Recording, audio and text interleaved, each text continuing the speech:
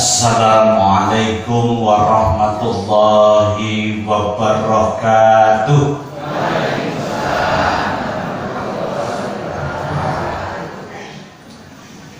Alhamdulillahi rabbil alamin. Wajib alaina bitta'atillahi wa Rasulullah sallallahu alaihi wasallam ila yaumil qiyamah. Ashhadu an la ilaha illallah wahdahu la syarika lah wa ashhadu anna Muhammadan abduhu wa rasuluh, amma ba'du. Allahumma akrim hadhil ummatal muhammadiyah bijamil awaidika fid daraini ikraman liman ja'altaha min ummatihi sallallahu alaihi wasallam. Bapak Ibu jamaah Ahad pagi yang dimuliakan oleh Allah, pertama puji syukur kepada Allah Subhanahu wa taala yang menjalankan kaki kita, yang menjalankan, menggerakkan hati kita untuk menuju majelis taklim. Allah lah Rabb yang mengatur hidup dan mati kita, mengatur rezeki kita, mengatur segala yang kita miliki termasuk alam raya ini. Allah lah ilah tempat kita memohon, tempat kita bersandar, tempat kita menyembah, sujud, rukuk hanyalah Allah. Maka marilah kesempatan pagi hari ini kita bersyukur dengan membaca hamdalah bersama-sama. Alhamdulillahirabbil alamin. Shalawat dan salam kita haturkan pada junjungan kita Nabi Muhammad sallallahu alaihi wasallam. Dengan perjuangan beliau, dengan pengorbanan beliau, kegigihan, kesabaran beliaulah, wasilah beliaulah kita hari ini bisa menikmati indahnya Islam, indahnya beriman. Dan mudah-mudahan Bapak Ibu kita menjadi umat beliau yang istiqomah untuk meneladani akhlak beliau, meneladani kebaikan-kebaikan beliau, yaitu dinul Islam. Dan mudah-mudahan Bapak Ibu kita termasuk orang-orang yang dirindukan oleh Nabi besok di surganya. Nabi pernah mengatakan, ya sahabatku, ketika Nabi ngumpul ngeten iki kalih sahabatipun, ya sahabatku, saya rindu saudaraku. Sahabat bingung, lah wong saudaranya ada di depannya kok dirindukan. Dirindukan itu kan biasanya nek tebih. Nggih napa mboten? Ibu-ibu rindu kalih kangen kalih putrane sing tebih napa mboten? Nek sing caket rindu napa mboten? Sing caket nganyoke mari nesu akhire esuk perang dunia 1. Wayahe mangkat sekolah perang dunia, wayahe sinau perang dunia. Niku nek caket, nek tebih diangen-angen, dikangeni. Nggih napa mboten? Nah, Nabi itu ketika ngumpul pada sahabat juga tanya, mengabarkan, saya kangen sama saudaraku. Sahabat Nabi yang dekat itu protes, ya Nabi, bukankah kami sudah dekat denganmu? Kok engkau masih merindukan? Bukan engkau sahabatku, bukan saudaraku. Terus sahabat tambah bingung, kok kita tidak dianggap saudara oleh Nabi? Nabi Trios, wahai engkau adalah sahabatku. Sahabat tanya, siapa saudaramu ya Nabi yang kau rindukan? Saudaraku besok yang aku rindukan di surga adalah orang yang tidak pernah hidup semasaku, tetapi orang itu percaya yakin kepadaku. Orang yang tidak pernah hidup semasa Nabi, tetapi orang itu mengikuti ajaran-ajaranku. Kalau tangkleti kita hidup semasa Nabi apa mboten? Kok kita ragu-ragu. Hidup semasa Nabi apa mboten? Pertanyaannya, kita yakin nggak kepada Nabi? Kita meneladani Nabi apa enggak? Insya Allah. Ya, minimal punya niat untuk semangat meneladani beliau. Dan Nabi mengatakan orang yang tidak pernah hidup semasaku, tetapi dia menghidupkan sunnah-sunnahku, itulah saudaraku. Besok yang aku rindukan bersama denganku di surga.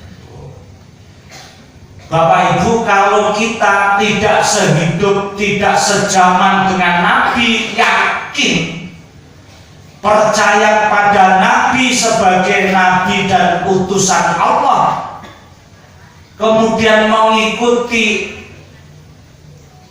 apa yang dilakukan oleh Nabi, menghidupkan sunnah-sunnah Nabi, maka besok kita akan dirindukan Nabi di dalam surga. Purun apa mboten? Purun apa mboten? Purun apa purun sangat? Kula tanglet ibu-ibu.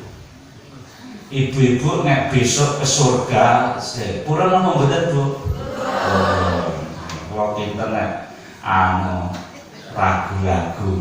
Kula tanglet, Bu, besok kalau masuk surga bersama Nabi, kita pengen kalih garwane apa mboten? Yakin? Boten bosen? Ibu-ibu memang di mana-mana itu setia. Saya cek bapak-bapak setia napa boten. Dene sing pengen mung ibu-ibu. Bapak-bapak itu pengen ganti. Pun bosen Pak mosok teng surga mengke kepethuk melih padu melih. Wah tanggeti bapak-bapak ini. Sing mriki mireng Pak. Mireng deh. Kula tanggeti kula sing pojokan mriki. Pak, benjang nek teng surga pilih sareng garwane napa bidadari?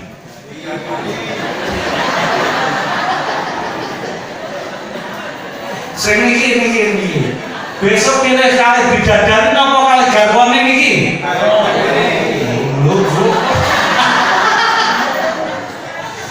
Namanya cinta bertepuk sebelah tangan. Jenengan pengen kalih bapaknya pun pengen ganti bidadari. Wong sakniki mboten saged surga niki mawon nek ditawari pengen kalih duwe napa prawan sing ayu. Pilih bidadari. Pripun iki terusan solusine, Bu? Bapaknya pilih bidadari, ibunya pilih sareng melih. Maka ini khusus saya kasih doa untuk ibu-ibu, ya. Purun mboten? Biar besok sesurga dengan suaminya lagi, ya. Diterokne. Bismillahirrahmanirrahim. Ya Allah, jadikanlah aku bidadari surgamu. Wah, pengen mboten, Bu? Besok bapak wis mlebu surga semangat untuk bidadari. Dibuka grab. Loh, kok kowe mboke? Sebelum mbok wedok wis dadi bidadari surga. Sehingga keinginan ibu-ibu terwujud, keinginan bapak-bapak terwujud. Nggih, Pak? Nggih. Getun mboten? Rada getun. Mlebu surga rada getun.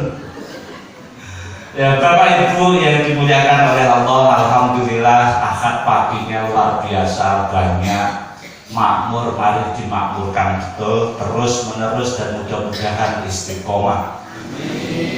Dan mari kita yakini janji-janji Nabi, man kharaja talabu ilmi fahuwa fi sabilillah hatta yarji. Siapa yang keluar rumah menuntut ilmu, maka apa? Kata Allah, dia ada di jalan Allah sampai pulang lagi. Bapak Ibu duduk di sini karo guyu nih. Oh, nek niki kaya kuliah tenanan sing ajeng. Iki kuliah lulus S napa? S3, S3.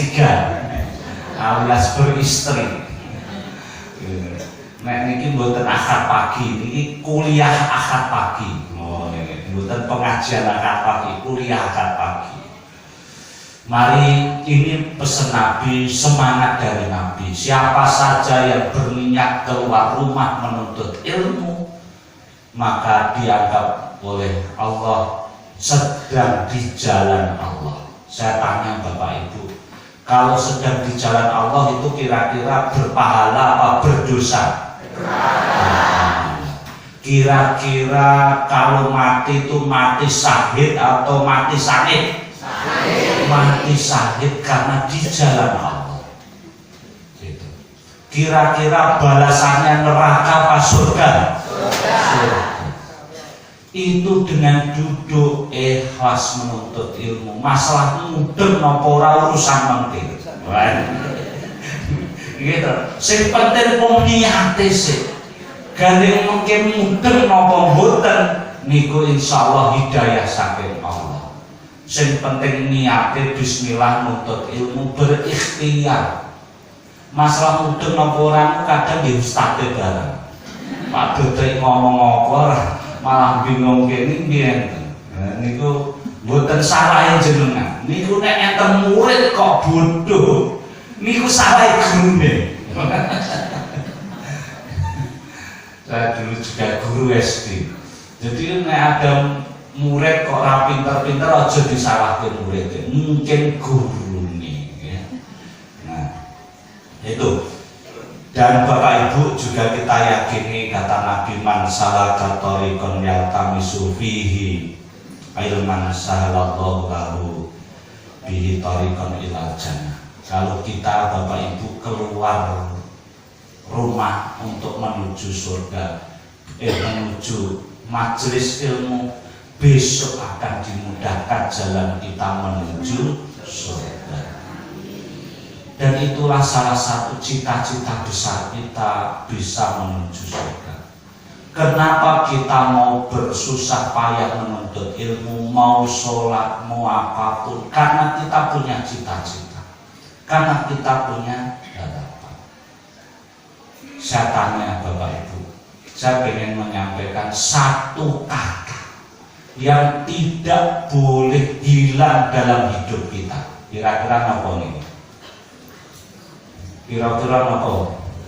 Satu kata yang tidak boleh hilang dalam hidup kita. Nah, ada lagi apa? Hah? Napa? Sing iso 100.000 ya. Hah? Napa? Iman, ngaco napa Pak? Satu kata yang tidak boleh hidup dalam tidak boleh hilang dalam hidup kita. Allah. Ada lain. Sholat kurang pas. Napa? Takwa. Ya itu baik tapi belum pas. Napa? Oh, yakin atau takwa sama. Hah? Ya, tadi sudah saya sebut satu kata yang tidak boleh hilang dalam hidup kita, Bapak Ibu, yaitu apa? Harapan. Oh, harapan. Harapan. basa Jawane gegayahan, basa Arabe napa ar-raja, berharap, Inggrisnya hope. Ini satu kata yang tidak boleh hilang dalam hidup kita. Kata ini Bapak Ibu kalau hilang begini, Bapak Ibu, kalau kita orang sakit kehilangan satu kata ini, maka Pak, orang sakit itu mungkin umurnya tidak akan banyak, tidak akan lama. Karena apa? Tidak punya harapan sembuh. Orang sakit di rumah sakit mau berobat, bahkan menjual tabungan sapi, menjual pekarangan. Karena apa Bapak Ibu? Punya harapan sehat, masih berharap. Tapi kalau tidak punya harapan, wis teng dokter nggih pun mboten purun diobati, mboten purun warung aku sesuk mati. Nah, niku malah cepet. Karena Pak nggak punya harapan. Bapak Ibu, ketika kenapa Bapak Ibu mau menanam padi di sawah, pupuk larang dituku, nggih napa mboten? Panas-panas direwangi matun, banyuannya nyedot bayar, nopo? Mergone nopo? Gadai harapan mengke panen. Nek mboten gadai harapan kula napa mboten? Mboten. Wong mboten gadai harapan panen ngopo dadak nandur. Napa dadak tuku pupuk larang-larang wong mengke ora panen. Itu harapan kita. Kenapa kita mau berkorban? Karena punya harapan. Bapak Ibu, saya tanya, kalau lebaran dulu waktu saya kecil, itu naik lebaran, mas-mas saya kan jauh. Itu ibu saya awal tengahan Ramadan itu wis nglumpukke, kayak gedang nangguri wis tuwek. Di ibu, engko ben iso nggo badan anake mulih. Oh, gawe tape, kira-kira kurang 5 dina ku pas bodo anak-anake putune mulih iso nyepaki tape. Bahkan klumpuk-klumpuk duit ben putuku nek teko iso mitrai. Karena apa Bapak Ibu? Kita berharap putu-putune seneng klumpuk.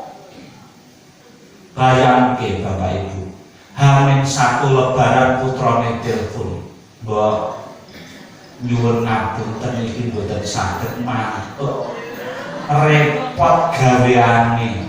Kinten-kinten napa niki? Gelo apa mboten? Gelo. Niki bab putra-putra nggih sing pun janji karo wong tuane aja mbenjani janji, ngelani wong tuwa. Wis Ramadan dicepake napa wae pisang wis di tape wis cepake pitrah putune ora sida teko bodo-bodo malah sepi. Betapa sakitnya orang tua kita karena harapannya tidak terwujud.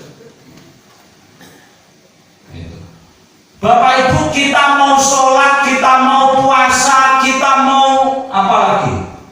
Berkorban apapun, mau ngaji seperti ini karena apa? Punya harapan. Bapak Ibu purun ngaji sak benakan pagi nek mboten gadhe harapan. Harapannya ya tadi, oh kita kalau ngaji dimudahkan jalan menuju surga. Oh kalau kita ngaji kita dianggap sabilillah. Oh kalau kita mau sujud rukuk tahajud kita apa? Kita diiming-imingi Gusti Allah wonten surganipun. Amargi napa Bapak Ibu ada harapan kita mau berkorban. Sama Bapak Ibu kita bekerja yang masih mungkin jadi pegawai, mau kerja jam itu dugi jam 3 sore. Karena apa Bapak Ibu? Nggak ada harapan mengke tanggal 1 tanda tangan. Purun dengan kerja esok teko sore 6 dino seminggu, selawe dino sesasi, mboten digaji, mboten gada harapan. Purun apa mboten? Mboten purun. Semakin tinggi Bapak Ibu harapan kita, semakin kuat semangat kita dan pengorbanan kita. Kayak tadi, nek PNS gajine gede, tanggal 1 tekene gede, kerjane mesti yo tambah semangat. Piye carane iso dadi PNS? Mergo engko nek tanggal 1 iso tanda tangan gajine gede, tambah semangat. Esok teko sore dilakoni, esok teko sore dilakoni, karena punya harapan tanggal 1. Bahkan Bapak Ibu, orang kalau sudah dihipnotis dengan harapan itu berkorban apapun. Makanya kita itu kadang mudah ditipu dengan harapan. Nah, teng Sragen, kalau asli Sragen, dulu ada job training namanya. Itu teken di BKD dapat SK job training, itu tidak menuntut gaji, kerja penuh waktu. Kok purun? Ribut. Niki bukan turene mergo tanggal 1 ono angen-angen tanda tangan. Nah ini ada job training, kerja tiap hari Senin sampai Sabtu saat itu, pagi sampai siang tanpa menuntut gaji, purun. Bahkan ada yang beli 5 juta, 10 juta. Karena apa Bapak Ibu? Dimeng-imeng duwe harapan sogen dadi PNS. Itu mung dimeng-imeng, akhirnya ora dadi PNS malah dibubarke. Kecewa. Artinya apa Bapak Ibu? Semakin kita punya harapan yang besar, semakin mestinya pengorbanannya, semangatnya semakin tinggi. Nggih napa mboten? Nggih napa mboten? Pertanyaannya Bapak Ibu, kula taklet. Bapak Ibu nek gaji kali surga kita gede pundi? Nah, tenane, saya rasa teko surga sih. Nek kekayaan yang kata Nabi dunia seisinya karo 100.000 ngoten gede pundi? Mau tenane. Gede 100.000 napa dunia seisinya? Dites sakniki. Sholat subuh jamaah ke masjid, dikai hadiah Nabi dunia seisinya, kali kita nentuk duit sak lembar 100.000, kita mungkin masjidnya ramai pundi.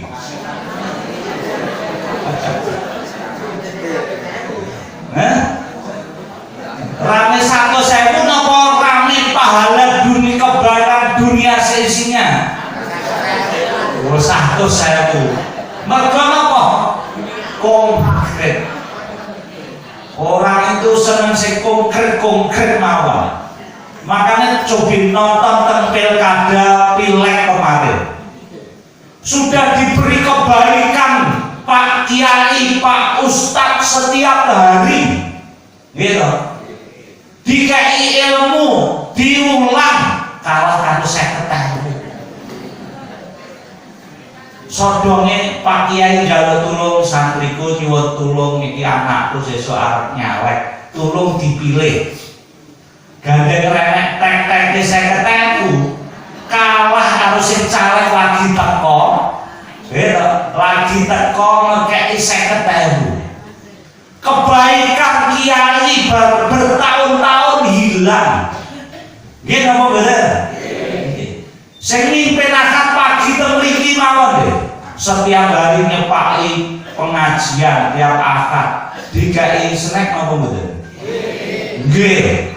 Setiap minggu. Pasar piret besok arep pilkada nyuwun tulung iki kader dipilih. Memangnya mulai untuk 50.000 teng omah. Ya wis ora digagas ora akad pagi. Kalah sing karo 50.000. Sama tadi Bapak Ibu. Kita itu dikatakan Nabi kalau sholat subuh berjamaah, sholat 2 rakaat sebelum subuh itu kebaikan dunia seisinya, kurang piye. Tapi nek dikira-kira tadi kalau 100.000 kalah. Karena konkret di 100.000 langsung sanggo tuku sarapan. Sama Bapak Ibu ya, sanggo tuku ayam geprek, ayam sate. Saya biasa jualan ayam, saya ayam geprek, ayam sako. Sekarang ayam sako, sako itu sambal korek, sambal korek. Sama Bapak Ibu, kalau kita kadang diiming-imingi Nabi kita, diiming-imingi Tuhan kita Allah, besok kowe ngene untuk surga. Kadang kalau iming-iming dunia yang konkret 100.000, 200.000 kalah surga. Maka mari Bapak Ibu kita sebagai muslim satu kata yang tidak boleh punya harapan. Karena dengan harapan inilah Bapak Ibu kita mau berjuang, kita mau berkorban selama hidup kita mau punya harapan.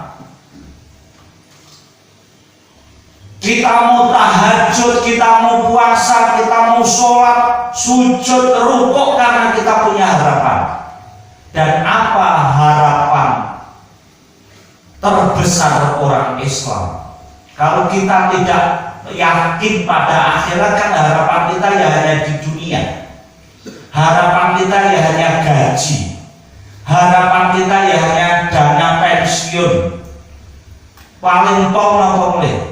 Harapan kita nanti ukurannya ukuran duniawi, ukuran angka-angka duit.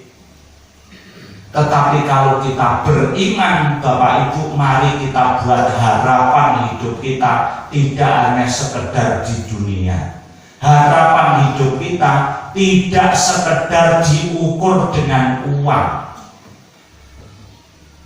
Kata Allah dalam surat Al-Kahfi terakhir, "Man kana yarju liqa'a rabbih falyamal 'amalan shalihan wa la yusyrik bi 'ibadati rabbih ahad." Sapa wonge, kata Allah, punya harapan, punya impian, punya gegayuhan, kepanggih berjumpa pada Allah. Jadi kalau kita punya keyakinan, kita akan punya harapan bertemu, ingin bertemu pada Allah, maka kata Allah 2 syarat. Fal ya'mal 'amalan shalihan wa la yusyrik bi 'ibadati rabbih ahad. Maka beramal baiklah, berbuat baik, perbanyak ibadah, dan yang kedua jangan syirik kepada Allah. Jangan menyekutukan Allah. Ini syaratnya. Kalau kita punya harapan, semakin tinggi Bapak Ibu harapannya semakin kuat. Contoh, semakin tinggi juga berarti apa?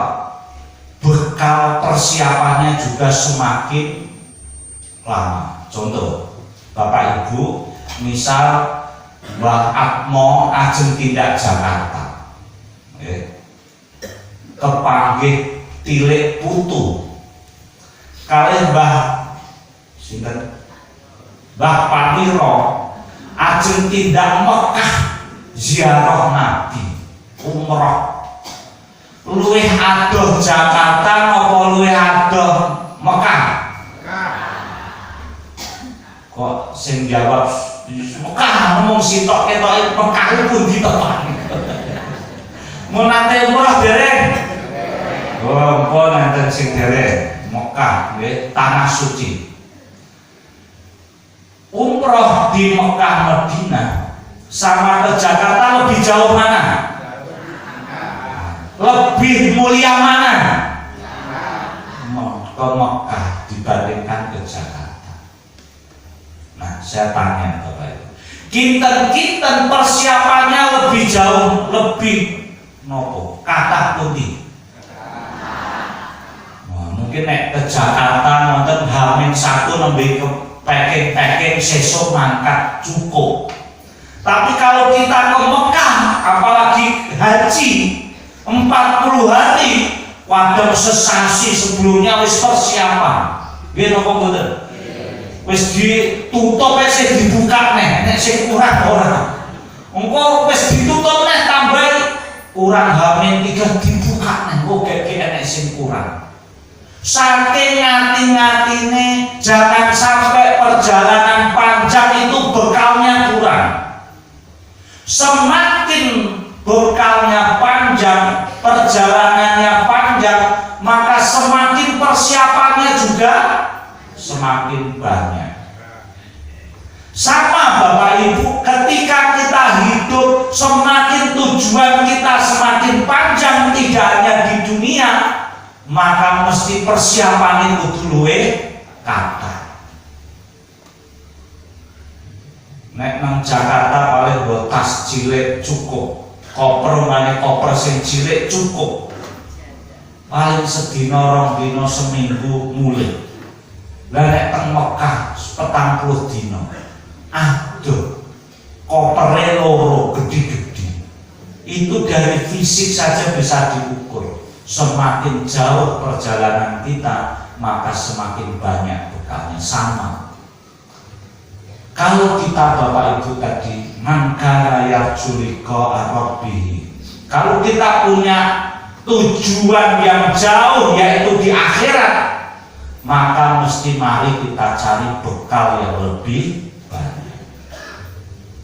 Karena perjalanan kita panjang, ukuran sukses kita tidak hanya ukuran dunia, tetapi ukuran sukses kita dunia juga akhirat. Kita dunianya mulia, duitnya oke, tetapi kalau apa? Kita tidak bisa sukses di akhirat juga Pak celaka. Persiapan kita apa? Amal soleh, kata Allah. Ngaji amal soleh, berbuat baik pada orang lain amal soleh, sedekah amal soleh. Alhamdulillah ini tadi ceritanya wakaf dari keluarga sendiri Pak Atmo sampai pondok pesantren. Ini ya amal soleh. Inilah harta yang bisa jadi bekal kita nanti sampai akhirat. Maka kadang saya ngeyeli, besok harta tidak kita bawa mati. Sopo ngomong besok harta itu bisa kita bawa mati,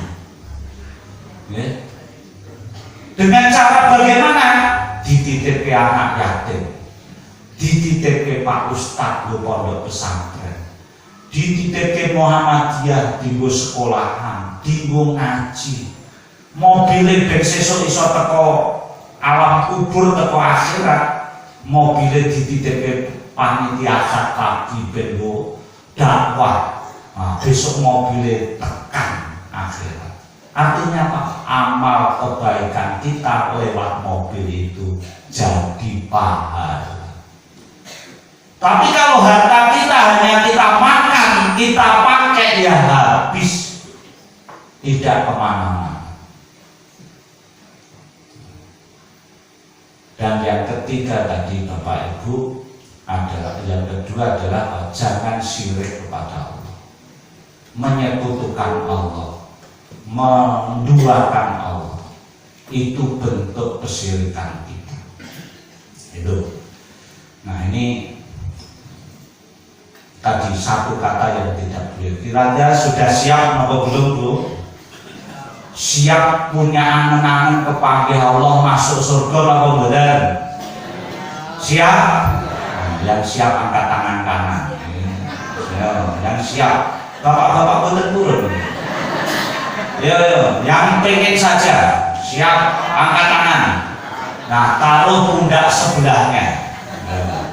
Ini kita saling mendoakan, mengingatkan. Ngaji ini ben menggembirakan. Yo, mana angkat tangan? Yo, semua angkat tangan sebelah, taruh pundak sebelahnya.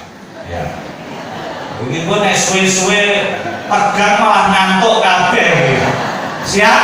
Ya. Ikuti mantra saya sambil ditepuk-tepuk punggung sebelahnya. Oke? Siap ya? Ya. Saudaraku. Rupanya menang mawon ditepuk-tepuk pakai Pak. Ya, ditepuk. Pakai apa didongake, ya. Nepuk sebelahnya. Yo, ini saudara apa bener? Saudara apa bener? Yo, ditepuk didongake. Siap? Saudaraku. Hari ini kita ngaji bareng. Kita saling doakan. Saya doakan saudaraku sehat, bahagia, keturunannya soleh-soleha, keluarganya sakinah, mawadah, warahmah. Saya doakan saudaraku masuk surga. Amin. Kalian tangan kirinya angkat, taruh sebelahnya. Pokoknya didongake dileke. Oke. Ngaji ini dada malah ngantuk. Tangan kiri putih Pak, tangan kiwa sebelahnya genti didongake. Pembalasan, ya. Pembalasan lebih mesra. Dipijeti. Siap? Saudaraku, matur nuwun, sudah didoakan, sudah diingatkan. Kita berkomitmen untuk selalu berharap dan berlindung kepada Allah, meneladani Rasulullah. Saya doakan pula saudaraku hidupnya penuh berkah dan istiqomah ngaji akad pagi. Amin. Mungkin ini perlu didongake, perlu istiqomah ngaji akad pagi. Siap? Yang kedua saya nyelipi sedikit Bapak ya, tentang Muhammadiyah. Ya, ini ngaji di Muhammadiyah biar mengenal Muhammadiyah sedikit-sedikit. Gini Bapak Ibu, Muhammadiyah itu punya dua peran, dua fungsi. Kalau satu hilang maka ini bukan Muhammadiyah. Nah, apa fungsi itu? Tak kasih contoh. Saya tadi godit biar konkret. Saya dulu guru SD. Guru SD itu katanya kalau nggak konkret itu angel memahami. Bapak Ibu ngertos dia bikin apa? Dia pinter nih. Dia pinter. Oke, toh ya ragu-ragu atau nyekel gede-gede. 100.000. Bapak Ibu, uang ini disebut nilainya 100.000 kalau dua sisinya ada. Kalau salah satu sisinya hilang maka tidak bernilai. Sama dengan Muhammadiyah. Muhammadiyah itu punya dua sisi. Kalau sisi salah satunya hilang itu bukan Muhammadiyah. Kalau uang ini sisi pertama Pak, gambar nomor Lho kok kaget iki ta bener ya. Pak bubuke kok ora tau dicekel gede-gede. Soekarno Hatta. Nilainya berapa? 100.000. Sebalik gini gambar apa? Penari Betawi. Nilainya berapa? 100.000. Uang ini dianggap asli dan bernilai kalau dua sisinya ada, lengkap. Sama, Muhammadiyah juga dianggap bernilai, benar, asli kalau dua fungsi Muhammadiyah itu ada. Apa kira-kira? 100.000 sing iso jawab. Pendidikan dan dakwah wae. Neng derek bener. Enggak boleh.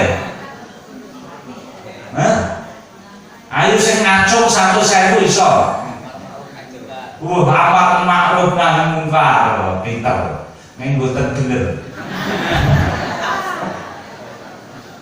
Wah, harus ngandang. Sini, saya ceritakan nanti waktunya habis belum. Gini, Muhammadiyah itu dua fungsi. Satu sebagai organisasi Islam, satunya sebagai paham agama.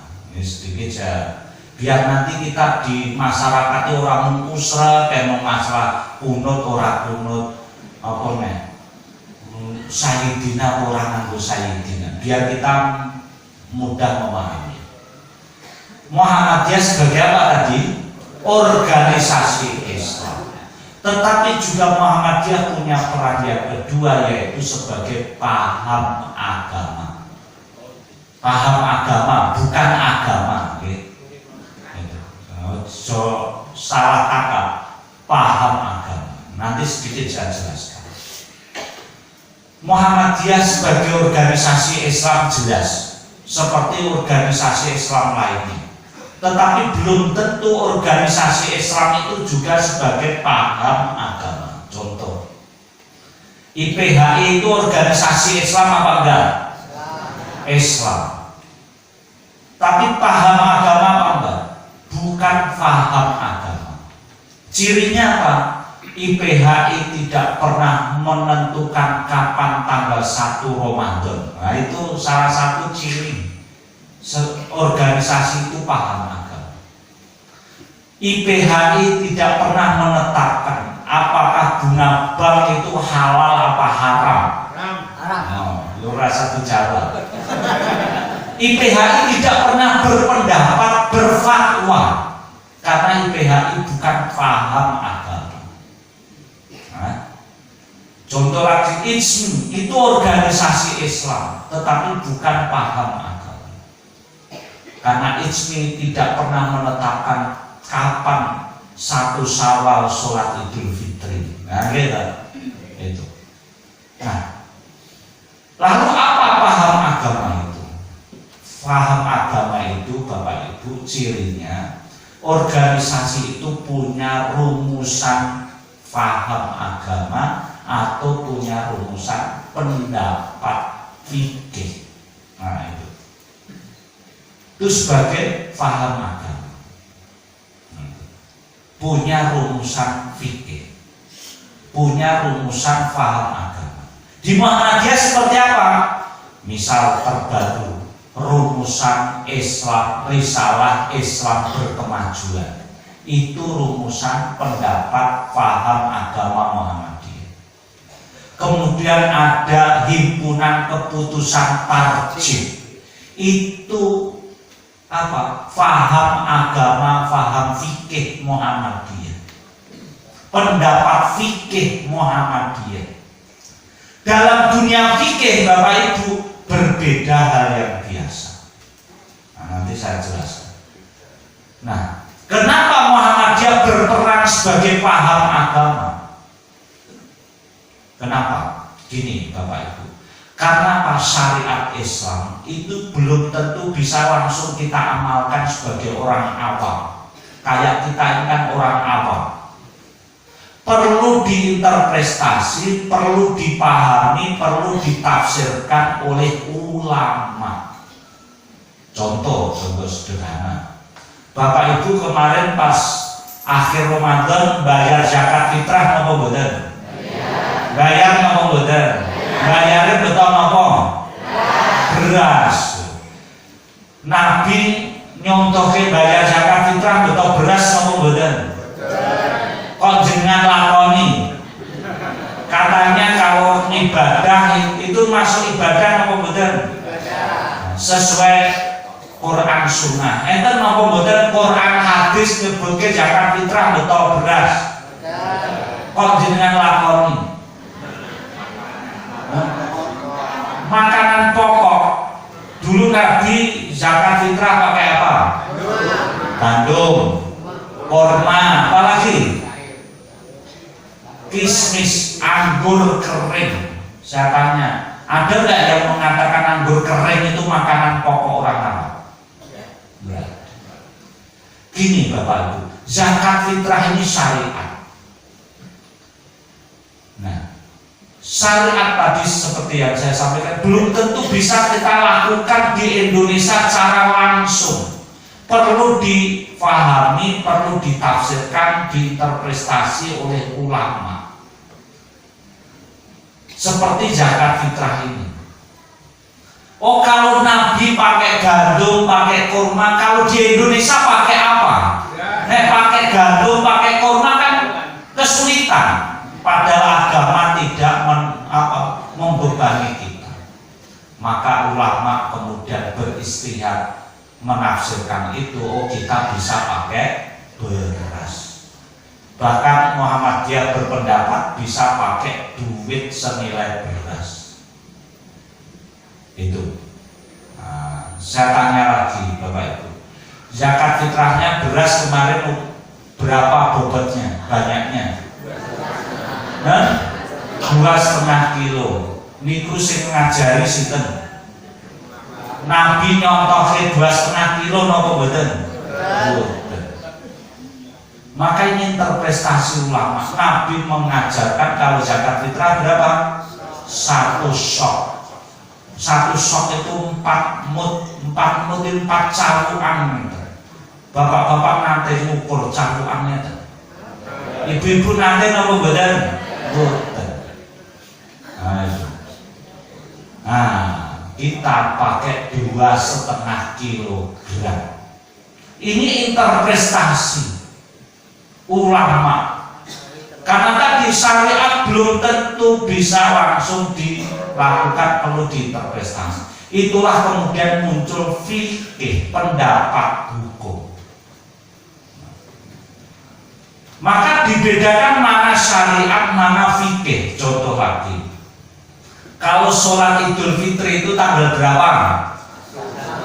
1 Syawal apa 2 Syawal? Ada nggak yang sholat Idul Fitri 2 Syawal? Kenane. Nah kemarin kok ada yang hari Rabu, hari Kamis, tanggal siji kabeh. Oh, nggih. Apik tanggal sijine loro. Nah kemarin Gunung Kidul ada yang telepon Allah langsung. Hari Jumat sudah hari raya. Nah, gini Bapak Ibu, sholat Idul Fitri 1 Syawal ini syariat. Semua ulama sepakat, NU, Muhammadiyah, MTA sepakat. Karena ini syariat, syariat sejak Nabi sampai kiamat besok tetap, ya, syariatnya. Sejak kiamat besok yang namanya sholat Idul Fitri itu ya tanggal 1 Syawal. Nggak ada yang berpendapat tanggal 2. Masalah tanggal 1-nya itu Senin apa Selasa, inilah fikih, inilah paham agama, pendapat apa fikih tadi. Mungkin berbeda apa enggak? Mungkin berbeda. Tergantung siapa ikut siapa. Itu contoh lagi. Hasil tajwid. Wow, punya halal apa haram? Saya tanya. Riba itu halal apa haram? Lu kok malah ragu-ragu? Riba halal apa haram? Haram. Saya tanya. Bunga bank halal apa haram? Riba riba apa tidak? Riba.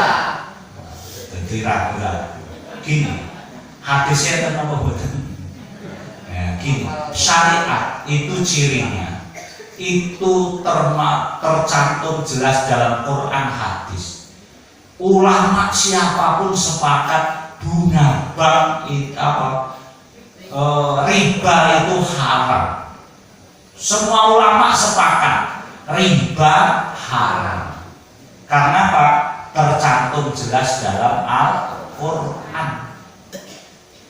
Tetapi apakah bunga bank itu halal apa haram? Nah, ini tidak ada hadisnya yang langsung menyebut. Makanya ulama berbeda pendapat. Muhammadiyah sendiri dulu sebelum ada bank syariah itu juga membolehkan. Boleh. Karena apa? Tidak ada alternatif lain. Coba kalau diharamkan, semuanya jadi dosa.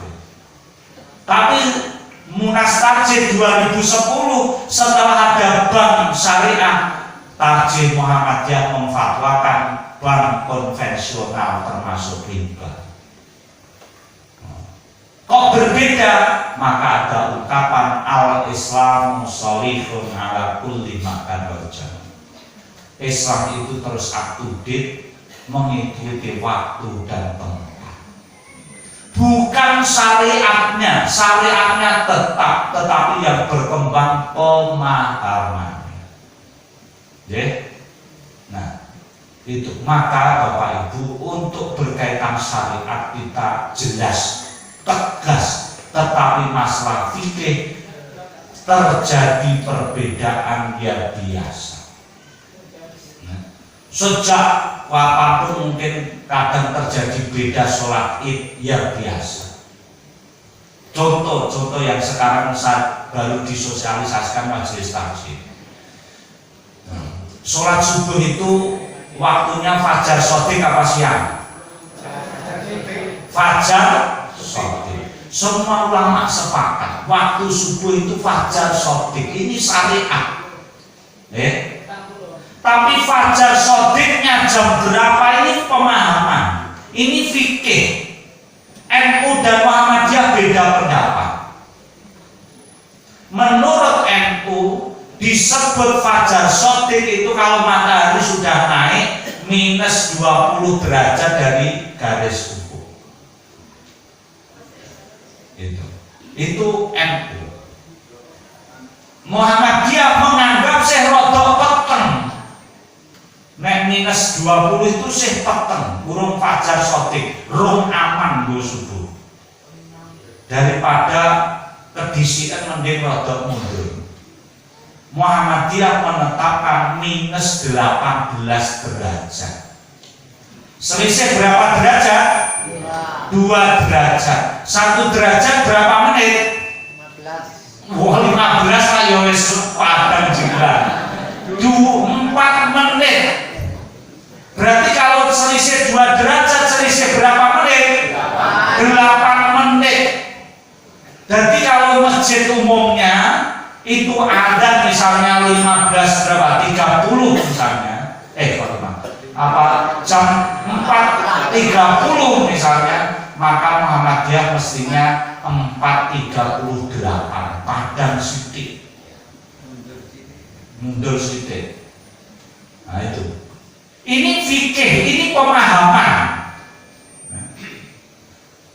Nek pas hari biasa gini rapate beda. Mergo sing NU rada karipan sithik, Muhammadiyah rada sergep sithik. Dadi bareng adane. Lah nek pas Ramadan sebelah wis adzan subuh kene sih tewat-tewat 8 menit. Sak piring entek. Itu. Ini fikih. Maka ketika berbeda ya biasa. Berbeda biasa. Masalah tetangga pakai kunut apa tidak, sing penting syariatnya subuh 2 rakaat. Nah, kecuali subuh 3 rakaat lagi bid'ah dolalah fina. Tapi mosok nek masalah kunut orang terus dolalah fina. Nah itu. Muhammadiyah sendiri berkaitan fikih juga bisa berubah. Contoh, dulu Muhammadiyah menetapkan awal bulan, awal tahun pakai apa? Pakai hisab wujudul hilal. Dipakai terakhir kemarin tanggal 1 Muharram. Mulai bulan Muharram kemarin Muhammadiyah berubah metodenya pakai kalender Hijriah global tunggal. Sehingga Muhammadiyah pengen mempelopori umat Islam kudu duwe kalender satu seperti umat lainnya. Orang nasional kan kalendernya sudah sepakat satu sedunia. Lah kita ulama-ulama kita belum sepakat tanggal 1 itu ciri-cirinya apa. Yang sepakat lagi PNS. Tanggal 1 tanda tangan gaji ya, itu tanggal 1. Tapi ulama kita belum sepakat tanggal 1 itu cirinya apa. Maka Muhammadiyah biar bersatu mempelopori kalender Hijriah global tunggal sedunia, ben duwe kalender satu. Nah, diluncurkan Muhammadiyah mulai bulan Muharram bulan kemarin.